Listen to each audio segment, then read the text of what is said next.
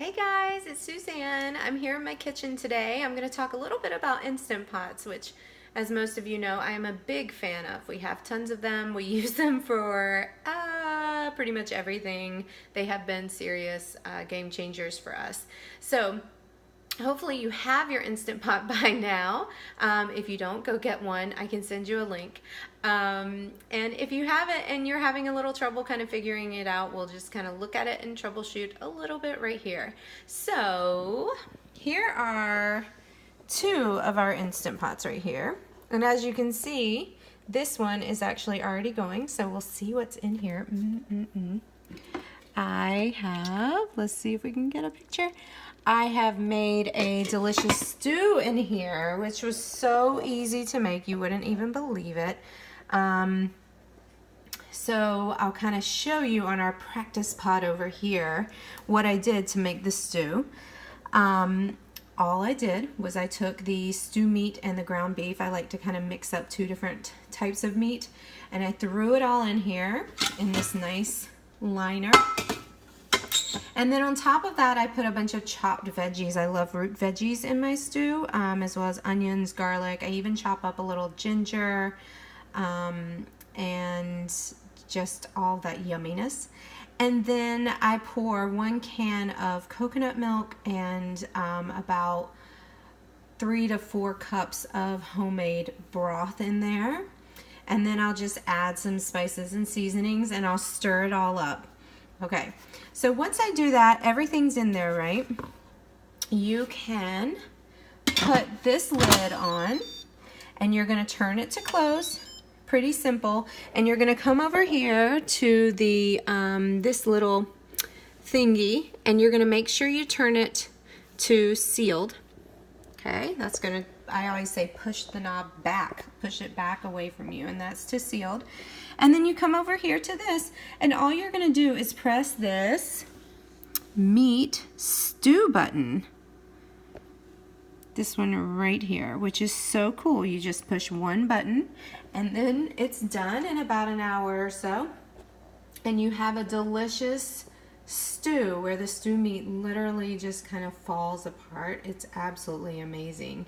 And I get asked a lot, do your stews and soups in the Instant Pot turn out mushy like they do in a crock pot sometimes?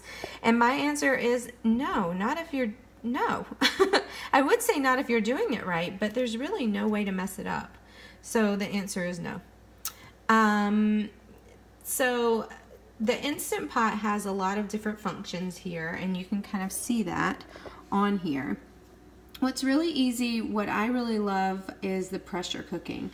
So you're always going to put this lid on and you're going to just push whichever button you want. When I make chicken, if I just want to throw some chicken breast in there with a little broth, I'll hit the poultry button here. And then when it's done, I have chicken that is so tender, I just shred it, and my kids love shredded chicken. So we do that a lot in here. The other option that I really like on here is the steam option, because a lot of times I will actually use that. I'll put the little steamer thing in there. I'll show you that as well.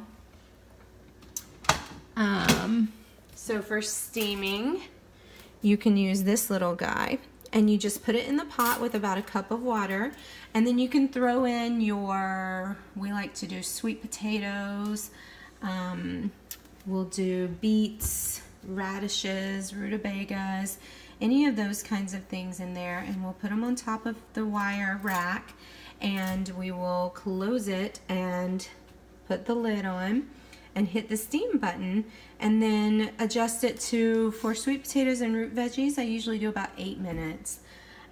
So that turns out perfect, and we eat those for days. It's amazing. Another thing I love to use this for is for boiled eggs. So it's the same idea as steaming. You're going to use your little wire rack and about a cup of water. You're going to hit steam, and you're going to put it to about 5 minutes for boiled eggs. And when they're done, they are so easy to peel. None of this like peeling little tiny bits off at a time. It's easy to peel and you're done.